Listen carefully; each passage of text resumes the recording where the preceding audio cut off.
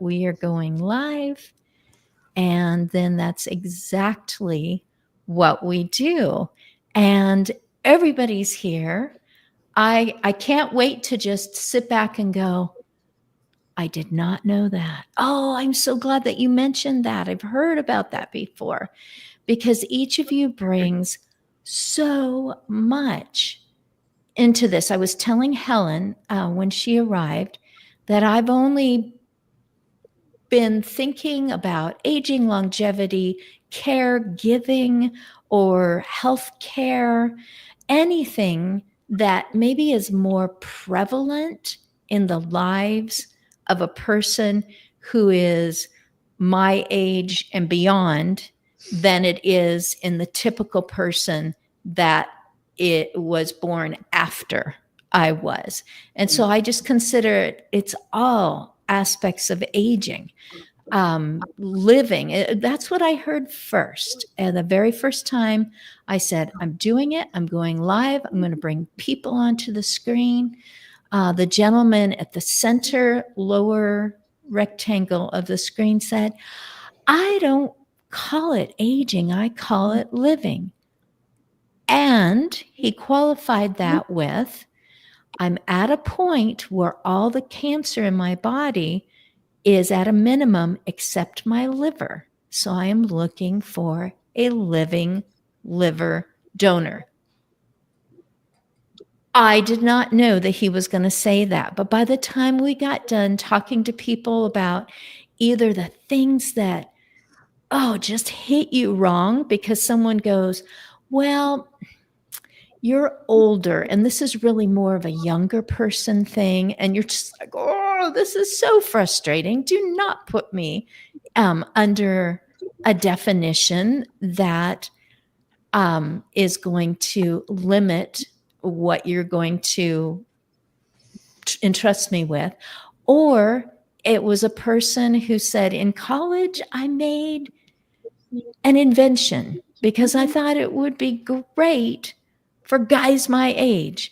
And then someone said, hey, that would be wonderful to save the people who give care, the family members who give care and are having more being asked of their bodies than they are trained to do, and more often. And by the time we got done talking, and there was a gentleman, I don't know if he was 10 or 20 years, born 10 or 20 years before me, who said, I'm doing a podcast. I want to talk about what I think, or podcasts, I think. Anyway, he communicates out what he thinks about life at his age and other people who are near his category. And by the time we were done, I was like, oh, I can't wait till next week. Who's going to come? Well, we're at really close to 120 weeks of this. And here's Helen and Ferdinando and Patrick carving out this hour so that you can say what you've come to share. So do any of you already know each other, or have you communicated secretly behind the scenes before this moment? No, I didn't. No, I've got two. Yep. Nope, not doing it. I wish we had. I am familiar with Midio. I hear really good things about Midio. Awesome. That's great to hear. Yeah. Oh, that is wonderful. Well, I am now too, like, just having prepared and read the website. Ooh, say that again. I didn't quite catch it. Oh, I'm sorry. So we were speaking over each other. This was an occasion for me to learn all about Midio, and of course, think about ways I can introduce it to the families I meet with. Great resource. Awesome. Yeah, I really appreciate that. Fantastic. You know what? She just took a sip, so I know she's a little more hydrated. She's like, oh my goodness. She said she. And so, Helen, I would love for you to let these gentlemen know more about you.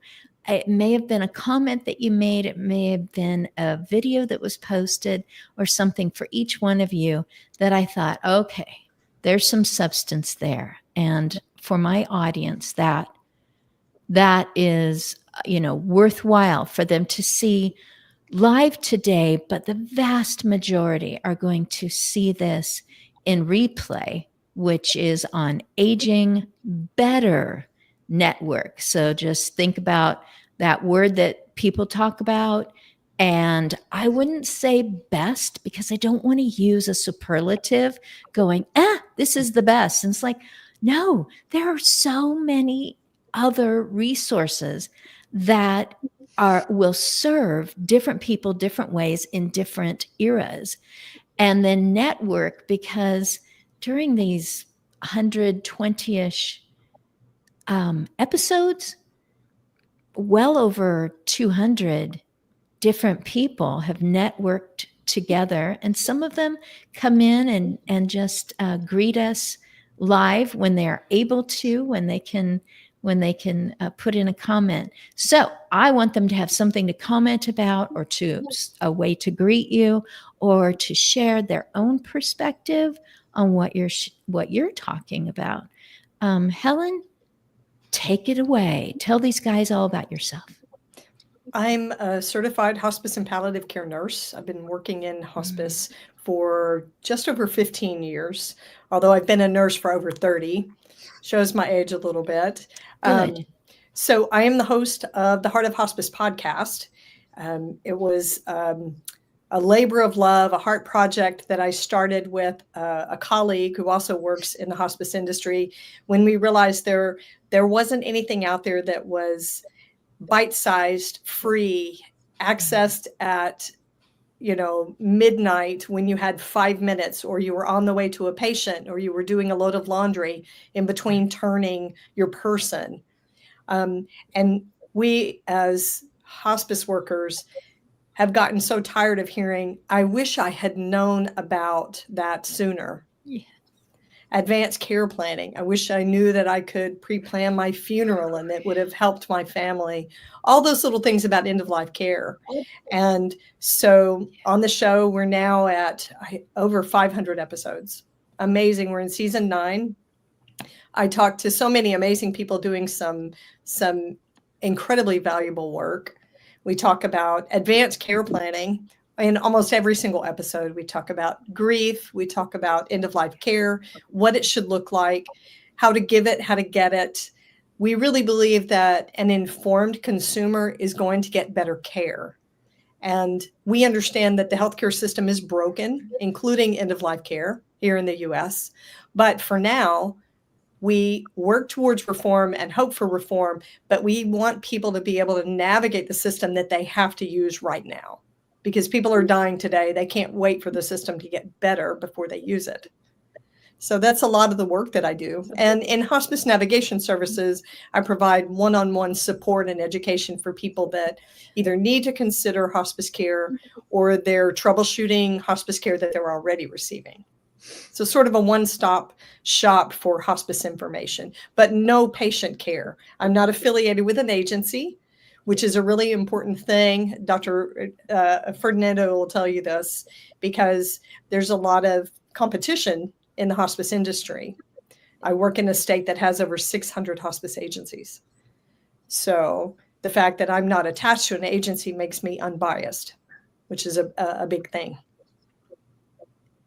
That just everything there, the bite-sized moments of information, being informed just makes you better at being an advocate, at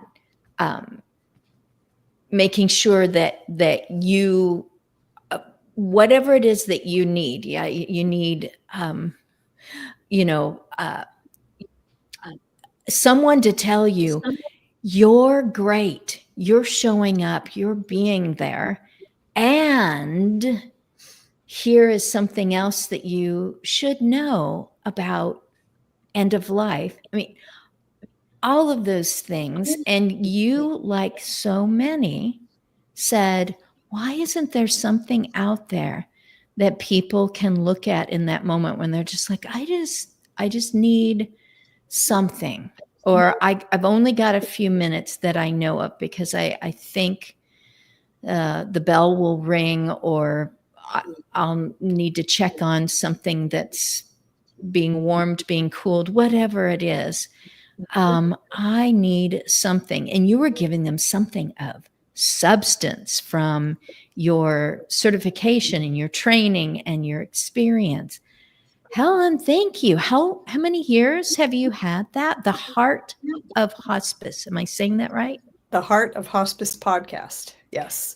We're in season 9. Season 9. So it's been quite a while. We drop an episode every week. Oh my goodness. And I was so thrilled at, 120. But when you say broken, what I see is a road that's been damaged by some terrible, destructive thing. And there's pieces of road, but there's these parts where people can't travel or know that even what's next. And each of us is mapping that gap and building a bridge that someone else can say, oh, so you just heard the word hospice, and you are, this happened to me. I heard someone say, I just heard the word hospice and I don't even know where to start. And I could give them a resource for starting, for give me a step, a direction, a word, what should I be thinking about? Am I supposed to ask a question? And so we're all building these bridges along this broken road, and people are like, I have direction now. I know that I can travel safely into a free podcast and just hear things. And I needed to look at those resources going, did I do right by that person that I was there for, a loved one of mine? So I am so grateful for that. Is it what you've got on your screen, Dr. Marachi? Is that right? Correct. Great. Would you prefer Dr. Marachi for today? Oh, I'm easy. You can call me Fred. Fred works fine. Fred, I can do that. Fred, thank you for coming to my screen to be part of everything that's happening here. I'm so grateful. Well, thank you, And Fred. I think it was very recent that you said yes. What an adventurous Friday, right? person. I try and cram as much in as I possibly can. Yes, I only invite busy people. Fred, please tell us more about you. Sure. So I'm an emergency medicine physician by trade. And I spent the better part of 20 years in managing emergency departments. And previous to my current role with MIDIO, I was the section chief of emergency services for UPMC's Northern Tier of Emergency Medicine. Back around 2022 or so, I stepped out of that role to take on MIDIO to transcend it into a national platform. So I became part of the U.S. Acute Care Solutions system. They are a pretty big healthcare system, the largest physician practice in the nation. And what we've been doing is really trying to transcend and redefine what's happening in patient safety with advanced directives, end-of-life care, critical care management, and so on, and try and redefine it in a way, because what's happening is everything has shifted so far end of life that we forget that there's a lot of critical illness that we need to focus on as well, and to make sure that people get the appropriate care and that they can actually inform medical teams what their appropriate decision is. Because right now we do lots of guesswork. We basically take a guess off of a piece of paper, off of a statement, off of something, and really we're in the 21st century, right? We should have a lot more defined tools at our fingertips to make sure people are safe. But the reality of it is we have safety issues that we have to really admit we have, number one, and then figure out good solutions to. And I think MIDIO Health is one of the very first solutions to do this. So we're pretty happy to be part of it. Wow. I need you to correct me. When it comes to advanced directives, Mhm. is there a different form, different format, different uh, procedures and policies from one US state to another that changes and somebody's visiting someone else, or has that been smoothed out and made one, this is the way to do it, this is right, and all of the emergency room people expect to see that? Yeah. So I think Patrick might be able to speak a little bit on this as well. But no, there's not one form and there's not one process, and it's a mess in every state. And anyone who tells you it's not a mess in every state is not being truthful about it, and really needs to listen to their clinical teams, speaking to the issues that affect patients around these documents. It'd be nice if there were one document, one educational process, and one vetted process across the nation, kind of similar to organ donation and so on, and what they've done over, their time frame to really, kind of solidify the process. But we've left advanced directive as an unfunded mandate across the nation back from 1992. And what you're seeing now is, with everybody aging, right? The aging population and people turning over age 65 at a clip that no one knows how to control, it's starting to rear its ugly head. Wow. And you really opened the door for Patrick. So yay for elder law. That was one of the first professionals that I got to know who said, sure, I'll be on the show.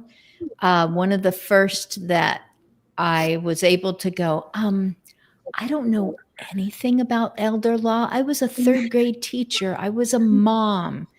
And then here I come in and people are passing around these acronyms and people are turning to me because I'm the only person in the house who's wearing a name tag. And they're just like, do you know more about this? And I'm like, why don't I know more about this? Where are the billboards that boy, I can tell you what a particular dishwashing liquid will do. And, how many ducklings have been washed with it, because it's just in front of you all the time. But there isn't this, like you said, an unfunded mandate. Where's that? Why am I walking in with a thing saying that I'm here to be of assistance? And I go, well, I've seen something at a house that I've been at. And is it the thing that you put on your refrigerator? I was trying to stay above water with the family. And I'm like, why do I not know these things? That is part of why you're here. Thank you, Patrick, for knowing about elder law. Well, thank you for having me. I will take any opportunity to speak about what I do, and what elder law attorneys do is so connected to people like Fred, people like Helen. I have a practice of once a month. We have a room full of people. In fact, it's tomorrow morning. Everyone from the hospice providers, palliative care providers, physical therapists, long-term care facility operators, real estate agents, financial advisors, because we are all so connected. None of this is done in a vacuum, which is why I so appreciate the comments that Helen and Fred made. But generally, why does somebody go to see an elder law attorney? What does an elder law attorney do? Really, it's at least three sort of interconnected things. It's everybody's healthy, and we're looking at a ballpark of their finances, any current health concerns. We're looking at the family dynamics, and we're coming up with an estate plan. And unlike a lot of people out there who might say they are estate planners, elder law attorneys take a very holistic approach. We want to know, because everybody wants to talk about their will. They just want to know who gets my stuff when I pass away. And we're here to say, okay, we can definitely talk about that. Not only who gets it, but how they get it, because everybody has some family dynamics or some special circumstances. We'll plan around that. But what's going to happen between now and that day when somebody actually picks up your will because you are deceased? A whole lot can happen. And you look at the statistics of people in the later years of life who need a higher level of care and support, whether that's someone coming into their home to help them through their day, whether it's an assisted living facility, whether it's skilled nursing facility, certainly trips to the hospital. All of that has to really be anticipated. And if it's just, slinging legal documents without any thought to that, that person is not prepared for the future. So elder law really looks at all of that. And when the person has a decline in health, we work with their finances and helping them locate a level of care. If Medicaid for long-term care, or maybe their long-term care insurance policy, might play a role in how they pay for it. And certainly when a person passes away, there's a set of rules in the law that says how you administer the estate to wind down the financial affairs and distribute everything. But along the way, I just find myself constantly speaking with folks like Helen and Fred, because I have to know a little bit about their subject matter area. And like Helen, I'm pretty far behind Helen, but I have a podcast that's part of my educational approach. So mine is called the Later in Life Planning Show. And the first 100 episodes were all about bringing in people to talk about what happens in the emergency room, what happens from a geriatric physician's standpoint, an expert on dementia, talking about financial issues, talking about real estate issues. So it's just shining a light on resources. The next 100 episodes are all about the adult child who is being called on in record numbers to be the decision maker and the support and the caregiver for an aging parent, which is really a crisis we don't really hear about in this country, because people are having to leave the workforce because they have aging parents. And what does that do to their future, their Social Security, their savings? Sometimes they're not equipped, with care skills, whether it's dementia or whether it's physical frailty. There's a lot that I think goes unmentioned about that middle generation. And really the plan for my clients has to work from all of those angles. So we provide a lot of education. I'm super thrilled to hear more thoughts on hospice and on Mideo as far as enhancing what we have in the law, as far as, okay, I can't speak for myself to my physician, but I want the physician to know what my wishes are. That's certainly a huge part of the legal planning that we do, but I can only see Mideo as an incredible enhancement to what the law requires to be on paper. So that's a glimpse into what elder law is all about, and happy to be here. Yes, and you would know that's just a glimpse. And yet you really touched on everything from family dynamics to show me the movie that doesn't have relationship dynamics as part of it.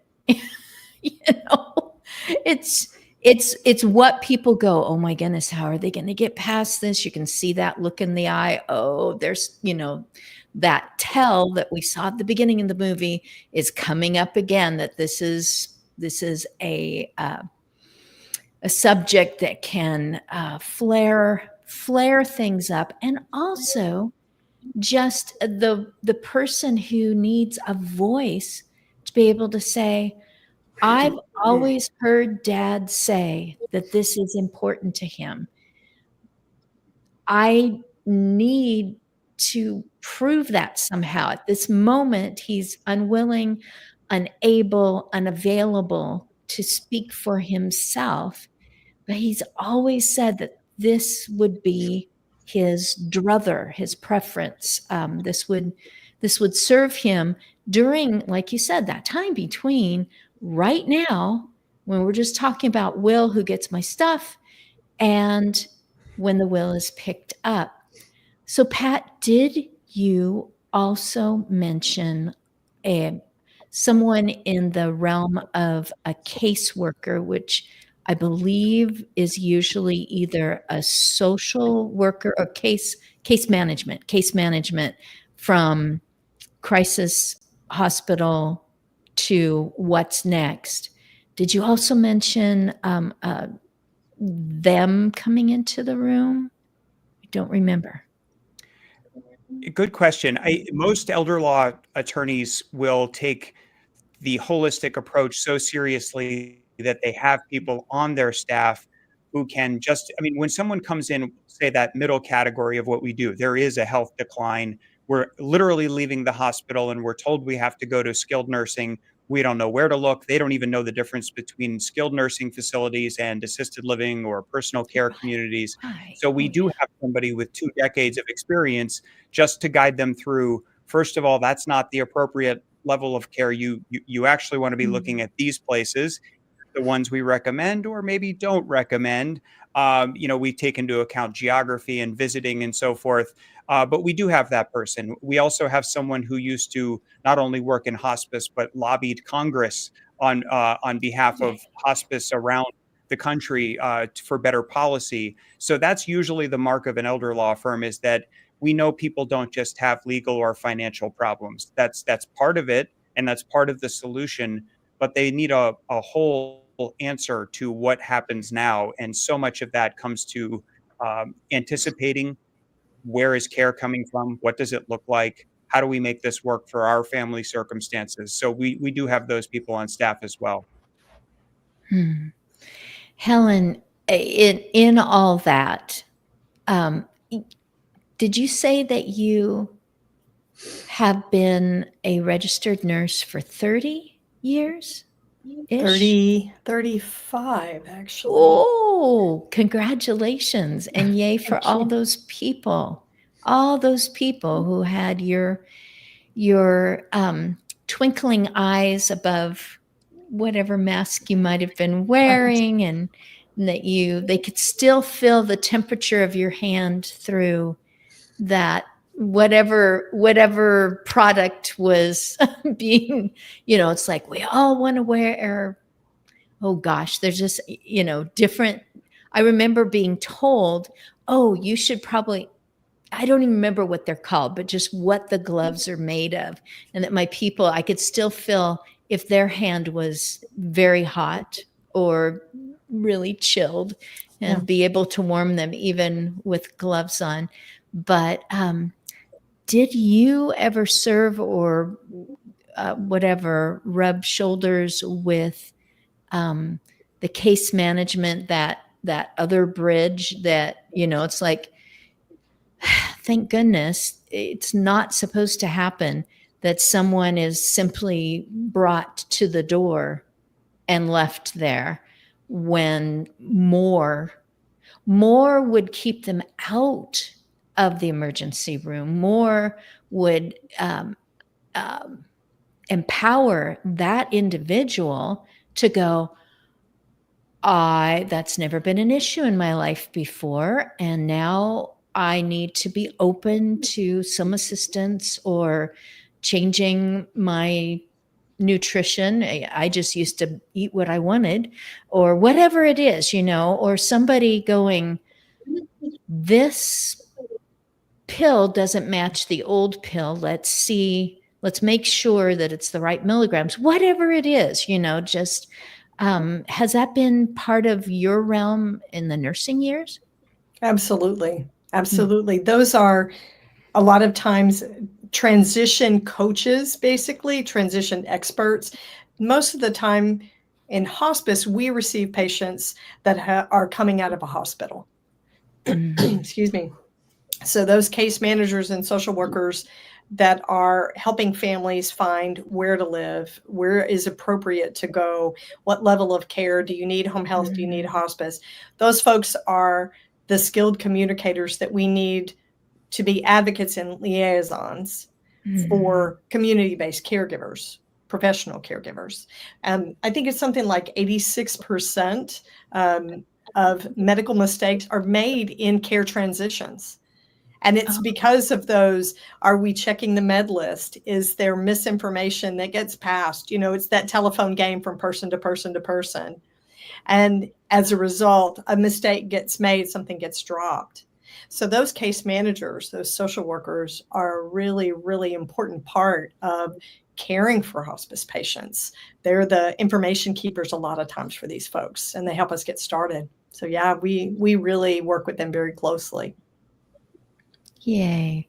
We're at this wonderful halfway point. I would invite each of you, starting with Helen, then going around to Fred and then Patrick. Scott's going to put, thank you, hubby producer, D. Scott Smith, motivational listener, who said, you ought to do social media with what you think people should know about so that they too can actually answer a question with, at the very least, a resource, a podcast to send people to. That has happened. I will simply say that has happened recently in our house, where someone said, I need, and my husband said, oh, I'll send them my wife's, website. It's a place to start. It is people to listen to. It's whatever, what those, what do I even think about? What do I ask about? What's top priority for maybe me, as I think I'm entering a new era that I am ill prepared for. I feel really awkward, uncomfortable, sad, etc. So when Scott puts up your links on the screen, could you just explain, I don't know, do they need to go to this at a particular day? Mine is live streamed, but they can go elsewhere on Aging Better Network to find it in replay. And is there a reach for the services that you provide? Is it regional? Is it, national, international? Just go ahead and talk about your links that you provided for us, Helen. So the website for the podcast is theheartofhospice.com. You can find the podcast, all 530 episodes there, but you can also go to Spotify, Apple Podcasts, any place you listen to podcasts, any podcast platform, you can find the show there. You can also find us as part of the Whole Care Network, and all of those episodes are on the Whole Care Network website as well. The hospice navigation services you can also get to at theheartofhospice.com. The good thing about the podcast is when you are driving, when you're taking a walk, when you're in the grocery store, when you're doing that load of laundry, when you're taking 5 minutes, because caregivers don't typically have a lot of time, when you need that minute, or you've been told something terrible and grievous and you have to act immediately, there's an acute event, the podcast is available for you to look there. And you can look at topics, searching for them, like hospice admission, how to transfer from agency to agency. And oh, by the way, that is a right, and here's how to do it. How to talk about advanced care planning, what it's like for a dementia caregiver. What are some communication tools and coping mechanisms that you can use?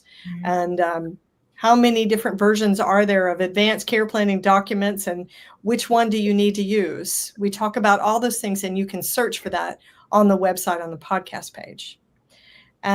So the podcast is international. We have listeners all over the United States and in other countries as well, English speaking.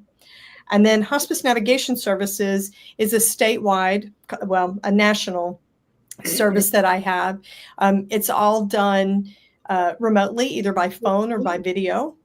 And I do this support and education, people that need information very urgently because there's been an acute event or an accident, or someone who's moved into the caregiving role with a loved one and then all of a sudden finds that that person is at an end stage point in their diagnosis. So the navigation services has a booking site there on theheartofhospice.com. There's a page for it there. It's easy to book, and we respond very quickly, and there are lots of different options for choosing a time. So no matter what time zone you're in, we can find something that works for you. Oh, fantastic. Thank you. Wow.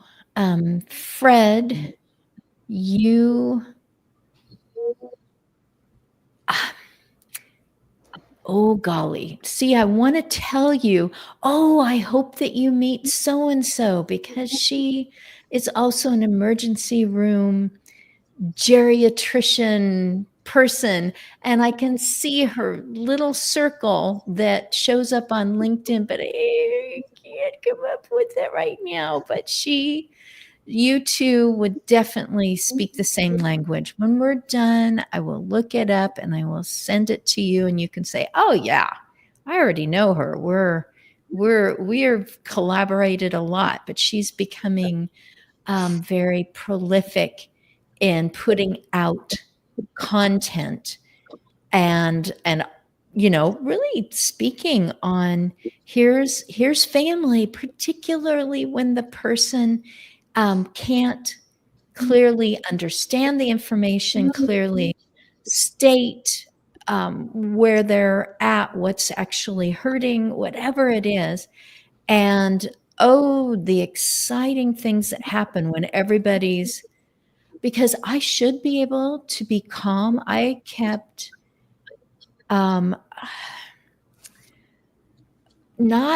neutral, not distance, but I could keep my mind focused on my person and what was going on when there seemed to be a crisis brewing medically, and I could keep it together. But man, does it change when you see this person that you've been with all your life or all their life, when it's your child and you just kind of go blah, blah, blah, and you end up saying things, like police officers seeing people in their worst moments going, yeah, this person is yelling and throwing stuff because it's like a drowning person who ends up grabbing onto the first person that swims to them, and they're pushing them underwater because they're so frantic. So I just threw a bunch of stuff at you, imitating that emergency room moment with an older person. And I did at times be with a person at a hospital, just different circumstances and different family desires. And I just went with it and went for it. And you provided us midiohealth.com. And so, both of your co-guests have talked about that. So as if a person is only listening right now and they can't go over and look at the screen, just go ahead and give them when you go to that, this is what you need, or this is what you'll find, and anything else you'd like to share having to do with midiohealth.com, MIDEO, Mideo Health. Sure, be happy to. So it's where it all starts for us. So people can go to the website and they can learn about Mideo Health as far as our medical practice, and to see what we can do to help them. Most people who come to us have already had some interactions with the healthcare system, so they're trying to figure out how to navigate it better. We do quite a bit of care management in a way. We do it in a non-traditional sense, in that a lot of traditional ACP and advanced care planning is really just centered on the end of life and so on, whereas we do a lot of age and disease specific type of education, teach people how to navigate certain types of questions and so on. But it all starts there. So people can go to the website, they can go through a do-it-yourself approach, or they can schedule an appointment with our practice. Our practice is a national and international practice. We have patients in 6 countries. We have patients in 43 states now. The one cool thing I like to really just reiterate every time I get onto a show like this is we figured out how to get Medicare and commercial payers to pay for what we do in this type of a medical practice. So that in and of itself, it lends a lot of ancillary support to things that Patrick does as far as getting getting all their documents essentially set up and established. But then we teach people what to do with them. and where to put them. We don't really want people bringing their advanced directives to the hospital. It's a very dangerous thing because people don't understand what to do with them. They don't understand that a person, just because they have a document, they're not ready to die. It means they just did the appropriate things in case they died. But when we see people bringing them to the hospital, people think people are ready to die, and we got to fix that. A lot of the other things that we do on that site that people can learn about is they can get educated. There's a lot of free education and research on the site to just see normal everyday circumstances and how they happened and how we could help make those better. Our goal is to make sure patients always have a voice in their care. Today, that's changing. We went from a time in society where we provided care first and asked questions later. Today, people are challenging us to say, hey, do you have permission to treat that patient? And that's kind of a different dynamic. And that's a dynamic that's going to cause a lot of change. And that's going to cause a lot of medical errors to occur in people who do want to be treated. Not to mention, just because if you're an end-of-life patient, it doesn't mean you don't want treatment. You just want different forms of treatment, right? You're more looking towards hospice and palliation and so on, not no care. There are people who've not been provided care because they got a do not resuscitate order or so on, and that's just ludicrous. So our goal is to make it so that this is a much safer place for people. Take the tools that we use today, bring them into the 21st century. Wow. You said disease specific. Yep. Are you able to give maybe some examples of how it changes from disease to disease? Oh, sure. So we do disease specific and age specific education for people and teach them how to navigate certain questions, give them risks and benefits on what would be beneficial, what would not be beneficial. A 35-year-old who has a heart attack has, a different life projection expectancy and so on than a 92-year-old that has a heart attack. And you got to kind of figure out everything in between for people. But right. On both ends of the spectrum, they need appropriate care and understanding rather than what's been done today. Again, I feel bad saying this, but it's very true. What we do today is a lot of guesswork. We look at a document, we look at an age, we see a patient, we hear that they have 5 comorbid conditions, and we think, oh, maybe they don't want treated, and we don't treat, or we're not sure, so then we treat and make a mistake and treat them too aggressively. So we got to get better at figuring out what people want, and the only way to do that is to hear from the patient when we can hear from them. Did you say comorbidities, like diabetes, yes, high blood pressure, so on. So there's, I've always called them dominoes. It's just like one tips. And I don't know why. We'll just say that I was in a kind of a funny little mood. And I thought, I'm going to look up some of those domino videos where especially teenagers put together these elaborate, I don't know what else to call them, but they're labyrinths and things are flipping and causing, causality is all happening all over the place. And I'm sitting there going, how did they even set all those up? And I were, without doing the whoops and then having to start all over again, there must be spaces in between. And then they very carefully fill those in. I'm relating that to a person who has projection for the rest of their life. They've got things they've got set up to continue onward healthfully. Their assumption is, I'm going to be healthy for at least as long as I've already been alive. So I've got all these life goals and these hopes and whatever world accomplishments in motion. And it can be thought that a person might turn back and look at their life and go, I've really accomplished so much, but then it diverges. Is that person saying, I've accomplished so much, or I've met my goals, or I've lived a long, good life, and now that I have these comorbidities, I would rather not live a reduced life where I can't keep creating more? Or are they going, I am not done? Because I definitely know someone in their mid 90s who's going, nope, there's really no reason not to give me full treatment. If that changes, if I'm not able to respond, I'm willing to accept that. But I am just dandy with getting all the treatment I can get. It's a tough one. It's emotional, and it's private information that you might not want to say to other people that might upset them. Either direction, going, give me everything, plug me in, or nope. If I'm having difficulty breathing, just let me breathe my last on my own terms. Everything in between. It's a big, it's a I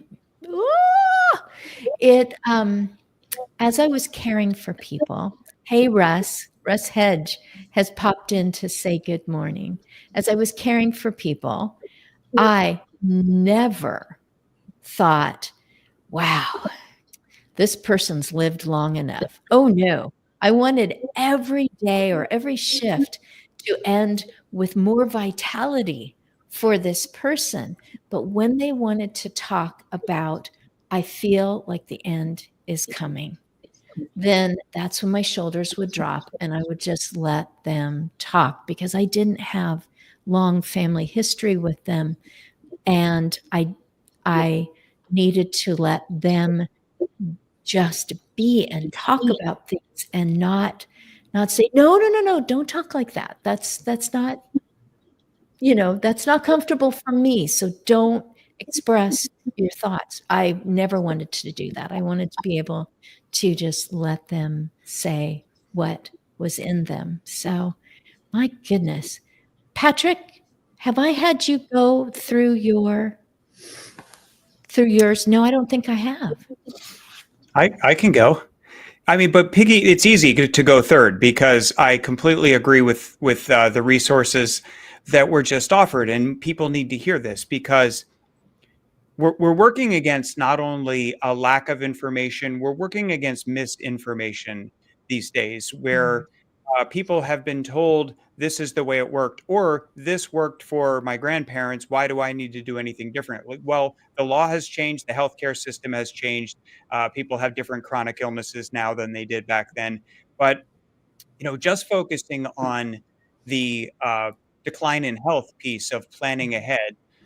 Sure, I would love for people to take a deep dive through the Heart of Hospice podcast, because I hear all the time, well, I don't want that because I don't want to have to pay for it. It's covered by Medicare, or that means I'm throwing in the towel and I'm giving up. No, it doesn't really mean that. So people need more education on these things.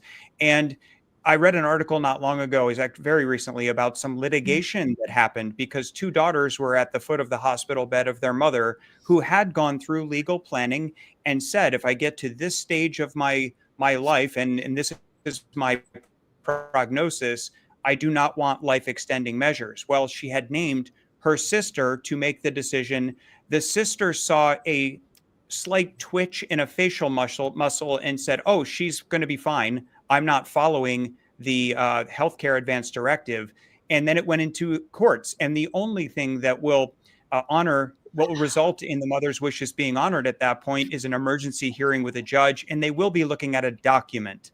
Now, the document, as Fred wisely pointed out, is guesswork, because we do our best. I only know how to guide people through the living will because I teach the subject matter with a physician with lots and lots of experience in end-of-life care, so that physician can talk about the mechanics of the treatment, and I talk about the legal side of it, but then I channel that when I'm talking to clients.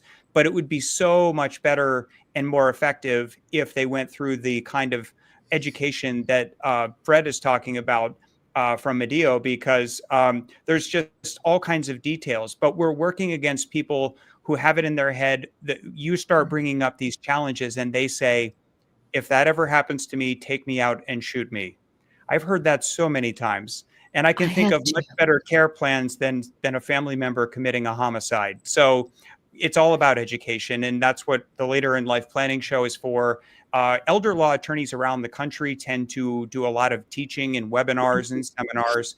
At KeystoneElderLaw.com, we have a workshops tab, and you can sign up for a webinar on the way estate planning anticipates all these issues. Another one that takes a deep dive into the long-term care system. And I guarantee listeners around the country can find an elder law attorney that does something like that. We are very education focused. And if they have trouble finding that person, here's a site that people can go to, NAELA. That's NAELA.org. And that's the National Academy of Elder Law Attorneys. And there's a Find an Elder Law Attorney feature. You just put in your zip code. And when you go to their website, they likely offer that kind of education where we are channeling the Helens and the Freds of the world and our own understanding of the law to tell people this is what's coming. And it's coming whether you want to think about it or whether you just want to stick your head in the sand, which is, sort of a self-protective instinct that people have. Sure. Oh, NAELA. Did you say National Academy? Of elder law attorneys, yes. Yes, So even National Googling Academy. NAELA directory you can put in your zip code, and you can pull up elder law attorneys near you, and they tend to provide a lot of education on all of this, doing our best to channel the health system resources, the financial resources, real estate, who's going to be the downsizer who gets your lifetime's worth of stuff, out of your house if you move to assisted living or somewhere else. There's a lot there, but we can all be connectors to each other to meet every individual family's needs. Mm. I think you answered the question in my mind by giving that directory. And thank you to Scott, who looked that up for us as well. And my question was going to be KeystoneElderLaw.com. How far can you reach?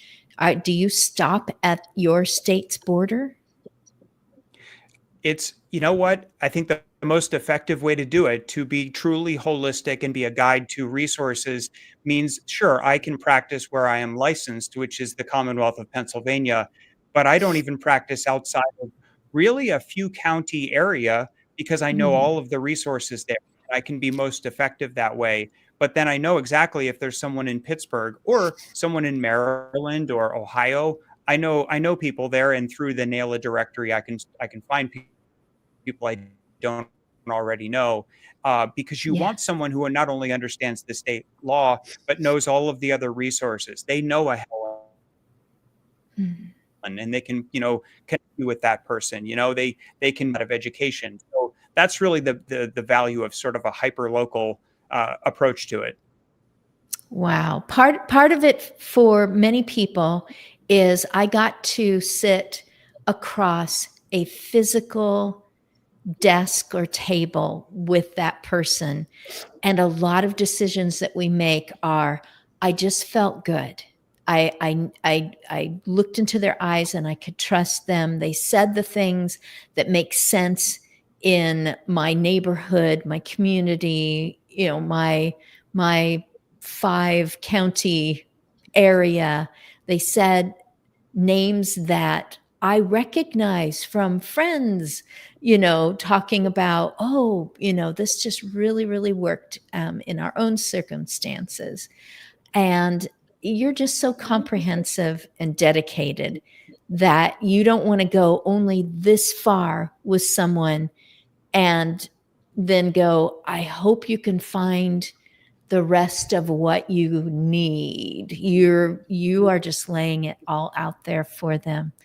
Wow. 54 minutes, folks. Thank you. I'm turning to my screen and just looking at each of you. Helen's muted right now. We just have a few minutes. Do any of you need to like slip out and get going because you've got something happening at the top of the next hour? I'm good. 2:05. I'm gonna have to jump into something else here pretty shortly. Good. And that's my indicator that each of you can feel like you're excused. You have provided so much to the audience that will hear this and see this. I get messages from people going, well, I'm partway through 3 of the, I listened to part, or I watched one, and then I switched over to another one. And boy, am I getting a lot out of this one. And you are providing for people into the future at the very, very minimum.